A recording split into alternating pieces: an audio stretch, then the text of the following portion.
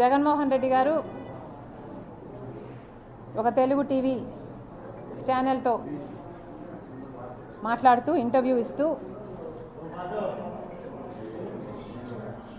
చాలా అభ్యంతరకల వ్యాఖ్యలు చేశారు. I take serious objection to his comments is what I mean. నిన్న జగన్మోహన్ రెడ్డి గారు ఆ టీవీ ఛానల్తో మాట్లాడుతూ ఈరోజు రాజశేఖర రెడ్డి బిడ్డ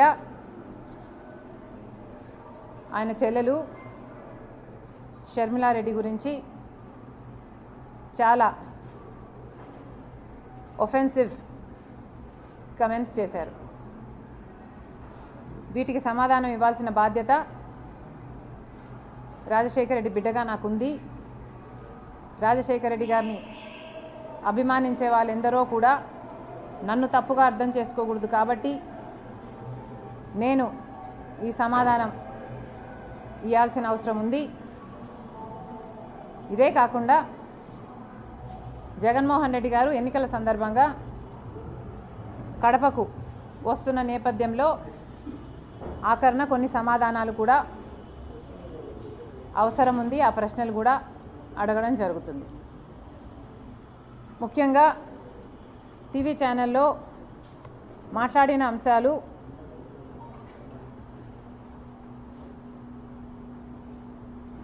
రాజశేఖర రెడ్డి బిడ్డ నేను షర్మిల నాకు రాజకీయ కాంక్ష ఉన్నట్టు,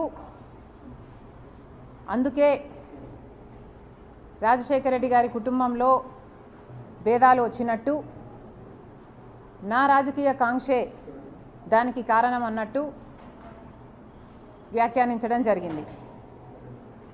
నాకు రాజకీయ కోరిక ఉంది కాబట్టి ఆ రాజకీయ కోరికను ఆయన ఎంకరేజ్ చేస్తే అది నెపోటిజంకి దారితీస్తుంది, కరప్షన్కి దారితీస్తుంది. కాబట్టి ఇవే కుటుంబంలో తేడాలు రావడానికి, భేదాలు రావడానికి ఇదే కారణము అన్నట్టుగా చూపారు. జగన్మోహన్ రెడ్డి గారిని ఆయన చెల్లెలు సూటిగా ప్రశ్నిస్తుంది. జగన్మోహన్ రెడ్డి గారు సమాధానం చెప్పాలి. అసలు రాజశేఖర రెడ్డి బిడ్డను రాజకీయాల్లోకి తీసుకొచ్చింది ఎవరు? జగన్మోహన్ రెడ్డి గారు అరెస్ట్ అయితే 19 మంది ఎమ్మెల్యేలు బై ఎలక్షన్లు వస్తే నేను ప్రచారం చేయాలి అని అడిగింది మీరు కాదా? మీరు జైలుకు వెళ్తే చంద్రబాబు గారు ఒక పక్క పాదయాత్ర చేస్తున్నారు, ఆయన గ్రాఫ్ పెరుగుతుంది అని పాదయాత్ర చేయమనింది మీరు కాదా? మీరు ఎప్పుడు ఏ అవసరం ఉంటే ఆ అవసరానికి సమైక్య ఆంధ్ర కోసం అయితేనేమి, లేకపోతే తెలంగాణలో ఓదార్పు యాత్ర అయితేనేమి, లేకపోతే బాయ్ బాయ్ బాబు క్యాంపెయిన్ అయితేనేమి, ఇలాంటిది ఎప్పుడు మీకు ఏ అవసరం ఉంటే ఆ అవసరానికి పనికొచ్చింది నేను కాదా? ఈ అవసరాలన్నిటికీ మీ రాజకీయాల కోసం నన్ను మీరు రాజకీయాలకు తెచ్చిన మాట వాస్తవం కాదా? నిజంగానే నాకు రాజకీయ కాంక్ష ఉంటే నేను పాదయాత్ర చేసినప్పుడు మీరు జైల్లో ఉన్నారు. మొత్తం పార్టీ నా చుట్టూనే ర్యాలీ అయింది. నాకే గనక రాజకీయ కాంక్ష ఉంటే వైఎస్ఆర్సీపీ పార్టీని నేను హైజాక్ చేసేదాన్ని కాదా? ప్రతి సభలో, ప్రతి అడుగులో జగనన్న కోసం జగనన్న వస్తాడు, జగనన్న మేలు చేస్తాడు, రాజశేఖర రెడ్డి గారి రాజ్యం తెస్తాడు అని కాలికి బలపం కట్టుకుని తిరిగిన దాన్ని నేను కాదా? నా బిడ్డల్ని, నా కుటుంబాన్ని పక్కన పెట్టి రోడ్ల మీదనే నెలల తరబడి మీకోసం త్యాగం చేసిన దాన్ని నేను కాదా? ఆఖరికి నా కాలు ఇంజరీ అయితే కూడా అతి వేగంగా ఫిజియోథెరపీ చేసి మళ్ళీ వెంటనే చేయాలి అని తాపత్రపడి చేసింది మీకోసం నేను కాదా? మరి నేను ఇన్ని త్యాగాలు చేసినా కూడా నాకు రాజకీయ కాంక్ష ఉంది అని మీరు అంటున్నారే. నాకే గనక రాజకీయ కాంక్ష ఉంటే నేను పొందాలనుకున్న పదవి, పోస్టు మీ పార్టీలో నేను మొండిగానైనా పొందగలను.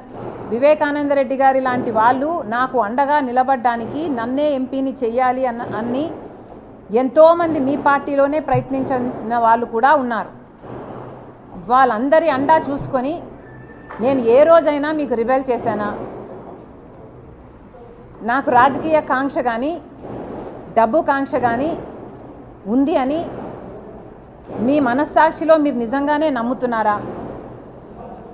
నాకు రాజకీయ కాంక్ష మీకోసం మీతో ఉన్నంతకాలం, మీరు ముఖ్యమంత్రి అయినంత వరకు నాకు రాజకీయ కాంక్ష లేదు, నాకు డబ్బు కాంక్ష లేదు. నేను ఏం చేసినా మీకోసం చేశాను, నేను త్యాగం అనుకొని చేశాను, నా అన్న కోసం అనుకొని చేశాను. మీరు ముఖ్యమంత్రి కావాలని, రాజశేఖర్ రెడ్డి గారి సంక్షేమ పాలన మళ్ళీ మీరు తీసుకొస్తారు అని నమ్మి చేసిన విషయం వాస్తవం కాదా? మన ఇద్దరము నమ్మే బైబిల్ మీద ఒట్టేసి నేను చెప్పగలను, నాకు రాజకీయ కాంక్ష కానీ డబ్బు కాంక్ష కానీ ఏ ఇతర ఆశ లేకుండా, ఆశించకుండా ఏ ఒక్క రోజైనా మిమ్మల్ని ఒక పదవి కానీ ఒక పోస్ట్ కానీ నేను అడగకుండా మీకోసం చేశాను, ఇది నిజం అని నేను బైబిల్ మీద ప్రమాణం చేయగలను. మీరు అదే బైబిల్ మీద ప్రమాణం చేసి నేను మిమ్మల్ని ఈ పోస్ట్ అడిగానని కానీ ఈ పదవి అని అడిగానని కానీ మీరు ప్రమాణం చేయగలరా? నాకు రాజకీయ కాంక్ష ఉంది అని కానీ డబ్బు కాంక్ష ఉంది అని కానీ మీరు రుజువు చేయగలరా? అసలు మనిషి మంచితనాన్ని గుర్తించడం రాజశేఖర్ రెడ్డి గారి దగ్గర నుంచి మీకు ఎందుకు రాలేదు? ఏదైనా ఒక లావాదేవీ కోసం, ఏదైనా ఒక లాభం కోసం ఆలోచన చేసే మనిషి కాదు రాజశేఖర్ రెడ్డి గారు. ఆయన బిడ్డను నేను. ఆయన హృదయానికి దగ్గరగా ఆయన మాటలు వింటూ, ఆయన హృదయంలో హృదయంగా పెరిగిందని నేను. ఆయన ఆశయాల కోసం ఆయన ఏ రకంగా అయితే త్యాగం చేసే మనసు ఆయనకుందో ఆ రకంగానే నేను కూడా ఆలోచన చేయాలి, ఆ రకంగానే మీకు నేను సహాయపడాలి. అంత నిస్వార్థంగా మీకోసం నేను త్యాగం చేశాను, మీకోసం నేను నిలబడడం జరిగింది. ఎంత బహిరంగంగా రాజకీయ కాంక్ష వల్ల నెపోటిజం అంటున్నారే.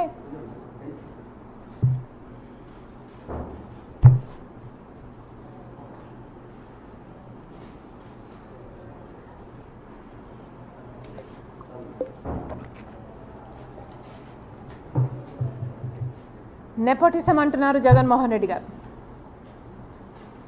రాజశేఖర రెడ్డి గారి రాజకీయాలలో ఉంటే వివేకానంద రెడ్డి గారు కూడా ఆయన పక్క రాజకీయాలలో ఉన్నాడు. రాజారెడ్డి గారు కూడా రాజకీయాలలో ఉన్నాడు. రాజారెడ్డి గారి భార్య మా జయమ్మ కూడా రాజకీయాలలో ఉంది. సౌభాగ్యమ్మ కూడా రాజకీయాలలో ఉంది. అందరూ ఒక్కొక్క పదవి వాళ్ళ టైంలలో చేసిన వాళ్ళు. వాళ్ళంతా ఒకే జనరేషన్కు చెందిన వాళ్ళు. మరి ఆ టైంలో నెపోటిజం ఉన్నిందా? జగన్మోహన్ రెడ్డి గారు నెపోటిజం గురించి మాట్లాడుతున్నారు.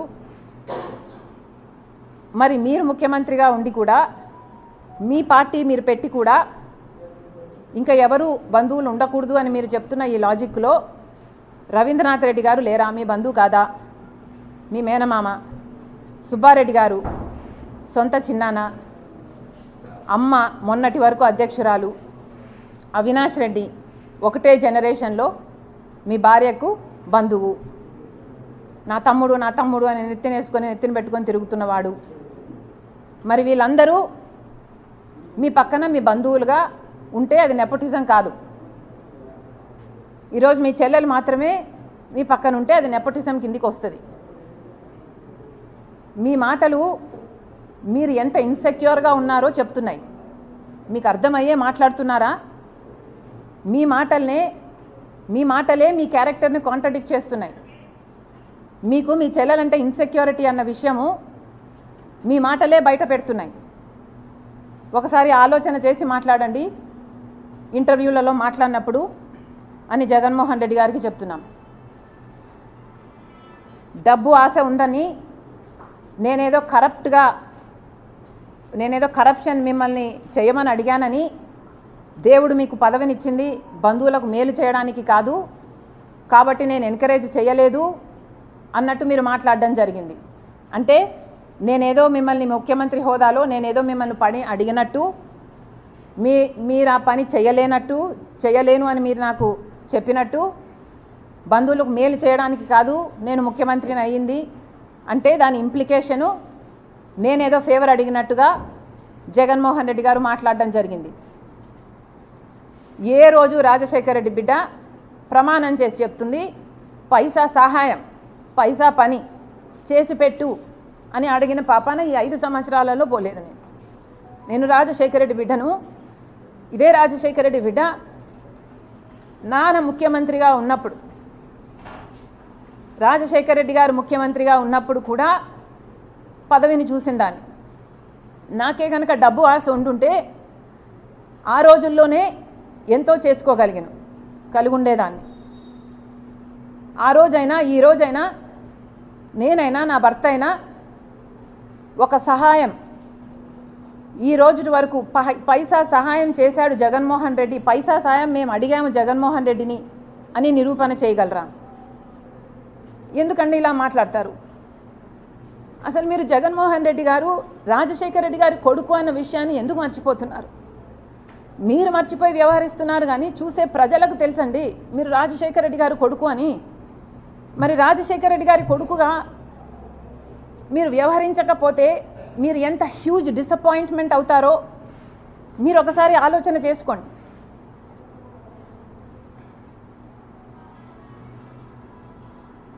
చాలా చెప్పారు, రిలేషన్షిప్స్లోకి రాజకీయాలు వస్తే రిలేషన్షిప్స్ చెడిపోతాయి.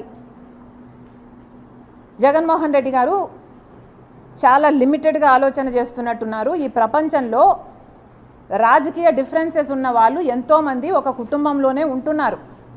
ఒక కుటుంబంలోనే ఒక మనిషి ఒక పార్టీలో, ఇంకో మనిషి ఇంకొక పార్టీలో, అదే కుటుంబంలోనే కొనసాగుతున్నారు. ఇది మీకు తెలియదేమో, చుట్టుపక్కల అడిగి తెలుసుకోండి ఎంతమంది ఎన్ని కుటుంబాలు వేరే వేరే పార్టీలలో ఉన్నాయి. అలా అని ఎన్నో కుటుంబాలలో డిఫరెంట్ ప్రొఫెషన్స్లో ఉన్న వాళ్ళు కూడా ఉంటారు. ఒక కుటుంబంలో ఒకడు పోలీస్ అయి ఉండొచ్చు, ఒక దొంగను అరెస్ట్ చేస్తాడు. అదే కుటుంబంలో ఒక లాయర్ ఉండొచ్చు, ఆ దొంగను రక్షించడానికి ప్రయత్నం చేస్తుంటాడు. ఎవడి ప్రొఫెషన్ వాడు చేస్తాడు. అలాగే రాజకీయాలు కూడా ఒక కుటుంబము ఒకే రాజకీయ పార్టీలో ఎక్కడ మొత్తం ప్రపంచంలో ఇదే ఉంది అనుకుంటే జగన్ రెడ్డి గారి అవివేకం. ఇలా కూడా ఉన్నాయి. కుటుంబంలో వేరే వేరే రాజకీయ పార్టీలో కూడా కొనసాగే వాళ్ళు ఉన్నారు. ఎందుకంటే రాజకీయ పార్టీలు అన్నది ఒక ఐడియాలజీ బేస్డ్ ఆర్గనైజేషన్స్ కాబట్టి ఎవరికి ఏ ఐడియాలజీ నచ్చుతుందో ఆ పొలిటికల్ పార్టీలో చేరే లిబర్టీ ఆ మనిషికి ఉంటుంది. ఎందుకంటే అది బేసిక్లీ ఆ మనిషి రైట్ కాబట్టి. అలాగని ఒకరిని దూషించుకోవడము, ఒకరిని సోషల్ మీడియాలో అంతగా దూషించుకోవడం ఎక్కడా చేయరు. ఒక్క జగన్మోహన్ రెడ్డి గారి విషయంలో మాత్రమే రాజకీయంగా మేము వ్యతిరేకిస్తే సోషల్ మీడియాలో ఆయన ఒక రాక్షస సైన్యాన్నే పెట్టి వేల మందిని ఎంప్లాయ్ చేసుకొని రాజశేఖర రెడ్డి బిడ్డ అనే ఇంగితం లేకుండా, మీకోసం పాదయాత్ర చేశానని లేకుండా, పాదయాత్ర చేసినప్పుడు నేను షర్మిలారెడ్డినే, కానీ ఇప్పుడు మీతో విభేదించాను కాబట్టి నన్ను, నా క్యారెక్టర్ని, నా పుట్టుకను, నా పేరును ఇలా ఎన్ని విధాలు వీలైతే అన్ని విధాలు నాశనం చేయడానికి చూసింది ఒక్క జగన్మోహన్ రెడ్డి గారు మాత్రమే. అందుకు మీరు చరిత్రలో నిలిచిపోతారు. జగన్మోహన్ రెడ్డి గారు, జగనన్న గారు గుర్తుపెట్టుకోవాలి. ఒక చెల్లెలుగా చెప్తున్నాను, మీరు దీనికి చరిత్రలో నిలిచిపోతారు. ఒక చెల్లెలను మీకోసం అంత త్యాగం చేసిన ఆ చెల్లెల్ని గౌరవించకపోగా మీ మూకల చేత మీ కుక్క బిస్కెట్లకు ఆశపడే ₹10 ఇస్తే రూపాయి యాక్టింగ్ చేసే పేడ్ ఆర్టిస్టుల చేత మీరు ఎంత దూషించారు, బెదిరించారు, ఎంతగా క్యారెక్టర్ అసాసినేషన్ చేశారు అన్నది మీ పేరు చరిత్రలో నిలిచిపోతారు. ఇంకా అన్నారు రిలేషన్షిప్స్లోకి రాజకీయాలు వచ్చినప్పుడు సంబంధాలు చెడిపోతాయి, అందులో కూడా చంద్రబాబు లాంటి వాళ్ళు జోక్యం చేసుకొని ఆశ చూపి ఇలాంటివి చేస్తే ఇంకా చెడిపోతాయని అన్నారు. జగన్మోహన్ రెడ్డి గారికి మళ్ళీ చెప్తున్నాం, మీకు చంద్రబాబు గారి పిచ్చి పట్టింది.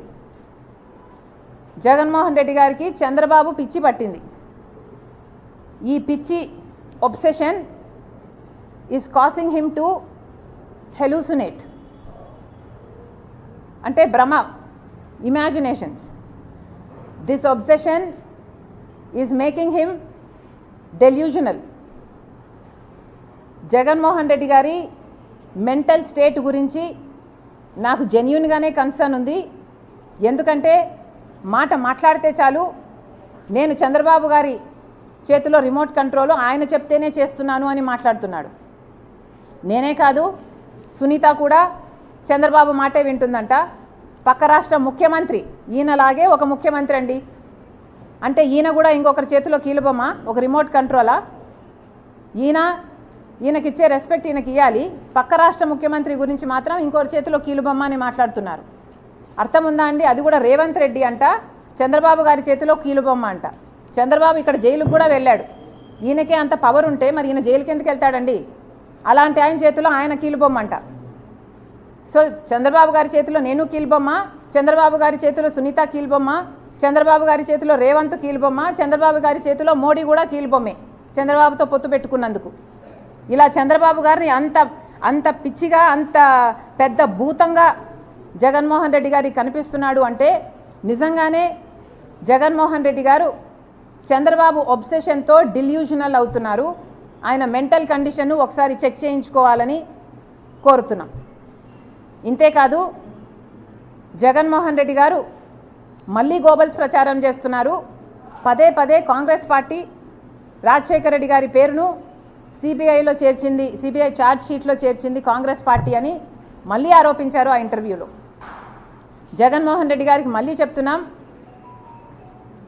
అది చెప్పకముందు ఇంకొక విషయం కూడా గుర్తు చేస్తున్నాం. మీ గోబల్స్ ప్రచారానికి మీకు ఏమాత్రం విలువలు ఉన్నాయో అని, విలువలు, విశ్వసనీయత చాలా ఉన్నాయని మీరు చెప్పుకుంటారు కదా, అసలు మీకు ఏ విలువలు ఉన్నాయో ఈ ప్రశ్నలకు సమాధానం చెప్పండి.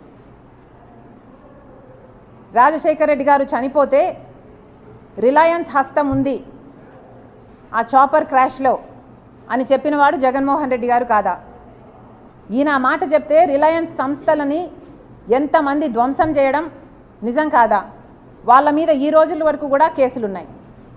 కానీ అదే రిలయన్స్ వాళ్లకు జగన్మోహన్ రెడ్డి గారు ముఖ్యమంత్రి అయిన తర్వాత రాజ్యసభ మెంబర్షిప్ కూడా ఇచ్చారు. మరి జగన్మోహన్ రెడ్డి గారికి ఏ విలువలు ఉన్నట్టు? అప్పుడు అది సూట్ అయింది కాబట్టి అట్లా మాట్లాడతారు, ఇప్పుడు ఇది సూట్ అయింది కాబట్టి ఇట్లా చేస్తారా? మీరేనా విలువల గురించి మాట్లాడేది? ఏ విలువలు ఉన్నాయండి మీకు? రిలయన్స్ వాళ్ళు కారణమని చెప్పిన మీరు మళ్ళీ రిలయన్స్ వాళ్ళకి పదవులు ఇస్తారు, మీకు విలువలు ఉన్నాయనుకోవాలా? వివేకానంద రెడ్డి గారి హత్య విషయంలో సిబిఐ ఎంక్వైరీ కోరింది జగన్మోహన్ రెడ్డి గారు ముఖ్యమంత్రి కాకముందు. ముఖ్యమంత్రి అయిన తర్వాత వద్దని చెప్పింది జగన్మోహన్ రెడ్డి గారు. అంటే మీరు ఎక్కడ ఎట్లా ఏ కన్వీనియన్స్ ఉంటే అట్లా మాట్లాడతారు. మీరా విలువల గురించి మాట్లాడేది? మీకు విలువలు ఉంటే ఒక మాట మీద నిలబడాలన్న విలువ మీకు లేదా? అలాగే రాజశేఖర రెడ్డి గారి విషయం, రాజశేఖర రెడ్డి గారి పేరును ఛార్జ్ షీట్లో చేర్చడం కాంగ్రెస్ పని అని చెప్తున్నారు. మళ్ళీ చెప్తున్నాం, కాంగ్రెస్ పార్టీ చెయ్యలేదు, ఇది మీకు కూడా తెలుసు. మీరు గోబల్స్ ప్రచారం చేస్తున్నారు. కాంగ్రెస్ పార్టీ చెయ్యలేదు. సిబిఐ ఎఫ్ఐఆర్లో కూడా రాజశేఖర రెడ్డి గారి పేరు లేకపోతే కొనుగోలు సుధాకర్ అనేవాడు 3 కోట్ల చుట్టూ తిరిగి సిబిఐ కోర్టు, హైకోర్టు, సుప్రీంకోర్టు 3 కోట్ల చుట్టూ తిరిగి రాజశేఖర రెడ్డి గారి పేరుని సిబిఐ ఛార్జ్ షీట్లో పెట్టాలి అంటూ 3 కోట్ల చుట్టూ తిరిగాడు. అందుకు మెచ్చి మీరు ఆయనకు ఏఏజీ పదవిని మీరు ముఖ్యమంత్రి అయిన 6 రోజుల్లోనే ఇచ్చారు. ఎవరిని బుకాయించడానికి ప్రయత్నిస్తారు? మళ్ళీ అదే మాట మాట్లాడతారు. అన్ని సాక్ష్యాలు ఉండి కూడా, ఇంత తెలిసి కూడా ప్రజలకు అర్థం చేసుకుంటున్నారు అనే ఇంగితం లేకుండా మళ్ళీ కాంగ్రెస్ పార్టీ సిబిఐ ఛార్జ్ షీట్లో రాజశేఖర రెడ్డి గారి పేరును చేర్చింది అని మాట్లాడతారు. అసలు మీకు విలువలు ఉన్నాయా అండి? మీరు కాదా? సొంత తండ్రి పేరుని ఛార్జ్ షీట్లో చేర్పించింది మీరు కాదా? మీరు కేసుల్లో బయటపడడం అసాధ్యం అని కదా మీరు చేశారు ఈ పని. మీరు ఆ విలువల గురించి మాట్లాడేది? ఒక కొడుకుగా మీకున్న విలువలు ఏమిటండి? తండ్రి పేరుని ఛార్జ్ షీట్లో చేర్పించమని ఒక మనిషిని పెట్టుకొని ఆ మనిషి చేత ఆ పని చేపించి తీరా ఆ మనిషికి మళ్ళీ మీరు ఏఏజీ పదవిని ఇస్తారు. మీకు ఏ సంబంధం లేకపోతే ఒక మనిషి మీ తండ్రి పేరుని ఛార్జ్ షీట్లో చేర్చిన వ్యక్తికి మీరు ఏఏజీ పదవిని ఇస్తారా? ఎందుకు బుకాయిస్తున్నారు? మీకు ఎక్కడ విలువలు ఉన్నాయి? కొడుకు అన్న స్థానం, కొడుకు అన్న విలువ, అసలు మీకు కొడుకు అని చెప్పుకోవడానికి సిగ్గుగా లేదా? రాజశేఖర రెడ్డి గారి కొడుకు అని ఆయన పేరు ఛార్జ్ షీట్లో పెట్టించింది మీరు కాదా?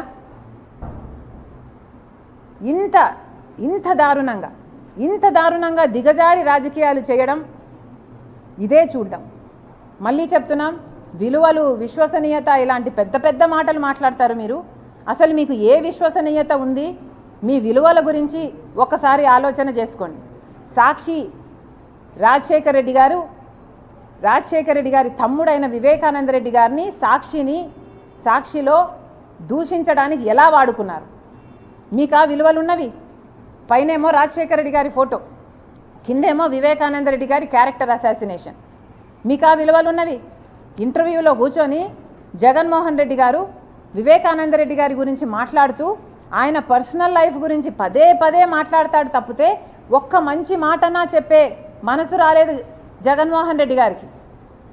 మీకు విలువలు ఉన్నట్టు అనుకోవాలా? వివేకానంద రెడ్డి గారు మీ చిన్నాన్న కాదా? రాజశేఖర రెడ్డి గారికి తమ్ముడు కాదా? ఆఖరి రోజు వరకు అవినాష్ రెడ్డి కోసం ప్రచారం చేయలేదా? వైసీపీ కోసం ప్రచారం చేయలేదా? అలాంటి వివేకానంద రెడ్డి గురించి ఒక్క మాట మంచిది చెప్పలేకపోయారు మీరు. మొన్న కడపకొచ్చి కూడా మీరు ఇదే మాట్లాడారు. ఆయన వ్యక్తిగత జీవితం గురించి మాట్లాడారు తప్పితే ఒక్క మంచి మాట చెప్పలేదు. వ్యక్తిగత జీవితం మీరు మాట్లాడే ముందు 2 రోజుల ముందు సోషల్ మీడియాలో ఆయన వ్యక్తిగత జీవితం గురించి వీడియోలు వైరల్ అవుతూనే ఉన్నాయి. అంటే మీరు ప్లాట్ఫామ్, మీరు బేస్ క్రియేట్ చేసుకొని మళ్ళీ ఆ పాయింట్ని మీరు ఎంఫసైజ్ చేస్తున్నారు. మీకు విలువలు ఉన్నాయా అండి? దీన్ని విలువలు ఉన్న మనుషులు చేసే పనులేనా అండి ఇవి? మీకు వ్యతిరేకంగా ఉంటే ఎవడినైనా సరే బుల్డోజర్ వేసుకొని తొక్కిపడేయడమే. విలువల గురించి మీరు మాట్లాడతారు. విశ్వసనీయత ఉందా మీకు? విశ్వసనీయత ఉంటే కడప ప్రజలకు సమాధానం చెప్పండి. వివేకానంద రెడ్డి గారి హత్య విషయంలో అవినాష్ రెడ్డి గారు ముందక్కడికి వెళ్ళారు అని చెప్పారు. రవీంద్రనాథ్ రెడ్డి గారేమో సాక్ష్యాలు తుడిచేస్తుంటే అక్కడ నిలబడి చూశాడు అవినాష్ రెడ్డి అని రవీంద్రనాథ్ రెడ్డి గారు చెప్తారు. ఆ తర్వాత అవినాష్ రెడ్డి గారు మీకు ఫోన్ చేశారు అని చెప్తున్నారు. ఫోన్లో మీకు అవినాష్ రెడ్డి గారు ఏం చెప్పారు? అవినాష్ రెడ్డి గారు ఒకవేళ ఇక్కడ హార్ట్ అటాక్తో చనిపోయాడు అని మీకు చెప్పుంటే మీకు ఈ రోజు వరకు కూడా అనుమానం లేదా? అంత రక్తం ఉంటే హార్ట్ అటాక్తో ఎలా చెప్పాడు ఈ అబ్బాయిలో ఏదో దాచుతున్నాడు అన్న అనుమానం మీకు ఈ రోజు వరకు కలగలేదా? లేదు, ఆ అబ్బాయి నాకు నిజమే చెప్పాడు, ఇక్కడంతా రక్తం ఉందన్న, హత్య జరిగింది అని చెప్పుంటే మీకు మరి సాక్షిలో హార్ట్ అటాక్ అని మీరు ఎందుకు రాపిచ్చారు? ఈరోజైనా సమాధానం చెప్పండి. ఎంతసేపు ఉన్నా ఆ అబ్బాయి నన్ను కన్విన్స్ చేశాడు అని మాట్లాడుతున్నాడు టీవీలో. ఈ అబ్బాయి అంట 4 ఇంటర్వ్యూలు ఇచ్చాడంట కష్టపడి. సునీతమ్మ 5 ఏళ్ల కష్టం ఎవరికీ కనిపించడం లేదు, ఆయనకైతే అసలుకే కనిపించడం లేదు. 5 ఏళ్ళు న్యాయం కోసం గడప తిరిగి కోర్టు మెట్లన్నీ ఎక్కి పోలీస్ స్టేషన్లో అన్నీ చుట్టూ ముట్టే 5 సంవత్సరాల కష్టం కనిపించలేదు. ఈ అబ్బాయి అంట 4 ఇంటర్వ్యూలు ఇచ్చాడట. ఈ 4 ఇంటర్వ్యూలను బట్టి అవినాష్ రెడ్డి గారు నిర్దోషి అని ఈయన నిర్ధారించుకున్నారంట. అంటే మీకు ముందు చెప్పలేదా అవినాష్ రెడ్డి ఈ ఎక్స్ప్లెనేషను? ముందు చెప్తే మరి మీరు ఇంటర్వ్యూలో చూసి ఎందుకు కన్విన్స్ అయినట్టు? అయినా మీరెవరండి కన్విన్స్ కావడానికి? మీరు కన్విన్స్ అయితే ఎంత, కన్విన్స్ అవ్వకపోతే ఎంత? కన్విన్స్ కావాల్సింది ఎవరండి? ఇన్వెస్టిగేటివ్ ఏజెన్సీ, జడ్జిలు కదా. మరి మిమ్మల్ని కన్విన్స్ చేసిన అవినాష్ రెడ్డి సిబిఐని ఎందుకు కన్విన్స్ చేయలేకుండా ఉన్నాడు? వెళ్ళమని చెప్పండి. సిబిఐని తప్పించుకొని ఎందుకు తిరుగుతున్నాడు? సిబిఐ అరెస్ట్ చేయడానికి వస్తే కర్నూలులో అంత 3 రోజుల పాటు బీభత్సం సృష్టించారు కదా. పోలీసులను మూకల్ని అంత లా అండ్ ఆర్డర్ ప్రాబ్లమ్ సృష్టించి అసలు చెయ్యి వేయనీయలేదు కదా అవినాష్ మీద. సిబిఐ ఆఖరికి empty handed it had to go back. That is an insult, a humiliation to CBI in it's history. మరి అంతగా మీరు అంత దిగజారిన రాజకీయాలు చేస్తున్నారే, మరి మిమ్మల్ని కన్విన్స్ చేయడం ఏం అవసరం అండి? మీరు కన్విన్స్ అయితే ఎంత, అవ్వకపోతే ఎంత? ప్రజలు కదా కన్విన్స్ అవ్వాలి. మరి ప్రజలకి సమాధానాలు చెప్పండి. ఎందుకని సాక్షి టీవీలో హార్ట్ అటాక్ అని చెప్పారు? ఎందుకని ముందు సిబిఐ అడిగారు, ఆ తర్వాత సిబిఐ వద్దన్నారు? ఎందుకని అవినాష్ సాక్ష్యాలు తుడిచేస్తుంటే అమాయకంగా నిలబడి చూశాడు? ఇవన్నీ సాక్ష్యాలు ఆధారాలు సిబిఐ అన్నీ పెడితే ఇవన్నిటినీ కాదని మీరు కన్విన్స్ అయ్యానని బుకాయిస్తున్నారు. మీరు బుకాయించినంత మాత్రాన ప్రజలు కన్విన్స్ కారండి. ప్రజలకు కూడా దేవుడు కూడా ఒక ఇంగితం అంటూ ఇచ్చారు, అర్థం చేసుకోవాలి. జగన్మోహన్ రెడ్డి గారు విశ్వసనీయత విలువలు అని ఇంత గట్టిగా మాట్లాడుతున్నారే, మీకే గనక విశ్వసనీయత ఉంటే ఈరోజు ఎందుకని 5 సంవత్సరాల అధికారం తర్వాత కూడా మనకు ప్రత్యేక హోదా రాలేదో ప్రజలకు సమాధానం చెప్పండి. బీజేపీ పార్టీ మెడలు వంచైనా సరే నేను ప్రత్యేక హోదా తీసుకొస్తాను అని కూడా చెప్పి కదా మీరు అధికారంలోకి వచ్చారు. ఎందుకు మరి ప్రత్యేక హోదా ఎందుకు రాలేదు? ప్రత్యేక హోదా ఎందుకు తేలేదు? మీరు బీజేపీ మెడలు ఎందుకు వంచలేదు? ఒక్క నిజమైన ఉద్యమమైన ఈ 5 సంవత్సరాలలో ఎందుకు చేయలేదు ప్రత్యేక హోదా గురించి? మీకు నిజంగానే విశ్వసనీయత ఉంటే సమాధానం చెప్పండి. పోలవరం ప్రాజెక్ట్ అయితేనేమి, రాజధాని అయితేనేమి, ఇలా ఒక్కటంటే ఒక్కటైనా సాధించుకొచ్చారా? మీకు నిజంగానే విశ్వసనీయత ఉంటే మరి ప్రజల ప్రయోజనాలన్నీ ఎందుకు తాకట్టు పెట్టారు బీజేపీ పార్టీకి? మీ స్వప్రయోజనాల కోసం ఏదైనా తాకట్టు పెడతారా? ఎవరినైనా బలి చేసుకుంటూ పోతారా? ఎవరినైనా తొక్కుకుంటూ పోతారా? కనీసం కడపలో స్టీల్ ఫ్యాక్టరీ కూడా మీరు కట్టలేదు. ఇది అవమానంగా లేదా మీకు? మీ సొంత జిల్లా కదా కడప. కనీసం ఇక్కడైనా కడపలో స్టీల్ ఫ్యాక్టరీ అయినా కట్టుంటే మీకు చెప్పుకోవడానికి ఏదైనా ఉండు. ఈ కడపలోనే ఇక్కడనే 625 గ్రామాలకు కనీసం మంచినీళ్ళు లేవండి. మంచినీళ్ళు లేవు గ్రామాలలో. ఏం సమాధానం చెప్తాడు జగన్మోహన్ రెడ్డి గారు? ఎక్కడ పెట్టుకుంటారు మీ తలకాయ? మీకు ఆ విశ్వసనీయత గురించి మాట్లాడే హక్కు ఉంది? కనీసం ఒక్క ఎకరాకైనా అడిషనల్గా నీళ్ళు ఇచ్చింది లేదు మీరు ఇక్కడ. కనీసం రాజశేఖర్ రెడ్డి గారు జలయజ్ఞంలో 42 ప్రాజెక్టులు సొగంలో వదిలేసిపోతే అవన్నా పూర్తి చేయాలన్న కాంక్ష లేకపోయింది మీకు. కనీసం అవి కూడా చేయలేకపోయారు. మీరా రాజశేఖర్ రెడ్డి గారి ఆశయాలను నిలబెట్టేది? అమ్మా నేను పాలిటిక్స్లోకి రావాలి అన్న కోరిక నాకు కాదు కానీ మిగతా అందరికీ చాలామందికి ఉంది. ఈ పాప పాలిటిక్స్లో షైన్ అవుతుంది, ఈ పాప నీకు బలం అవుతుంది, ఈ పాప పార్టీకి మంచిది అవుతుంది అన్న ఒపీనియన్ను జగన్మోహన్ రెడ్డి గారికి 100ల సంఖ్యల్లో చేసుంటారు. అమ్మ కూడా చేసింది. అమ్మకు కూడా జగన్మోహన్ రెడ్డి గారు నన్ను ఎంపీని చేస్తాను అని మాటిచ్చారు. తర్వాత అమ్మ అడుగుతూ వచ్చింది తప్ప ఎంపీని చెయ్యి అని నేను ఒక్కరోజు కూడా జగన్మోహన్ రెడ్డి గారిని నాకు ఈ పదవి ఇమ్మనని కానీ నాకు ఈ పోస్టు ఇ అని కానీ నేను ఒక్కరోజు కూడా నా నోరు తెరిచి అడిగిన పాపాన పోలేదు. ఎందుకంటే నాకు తెలుసు ఆయనకి ఇష్టం లేదు అని. ఏదైనా అన్నకి ఇష్టం లేదులే, అన్నకు వదిలేద్దాంలే, అన్న అడిగాడు చేద్దాంలే, అన్న కోసంలే, అన్న అని పిచ్చి పట్టిన దాని మాదిరి నేను చేశాను. దానికి ఈరోజు అనుభవిస్తున్నాను. అమ్మ చెప్పినప్పుడు కాదండి, అమ్మకి మాట ఇచ్చింది ఆయనే.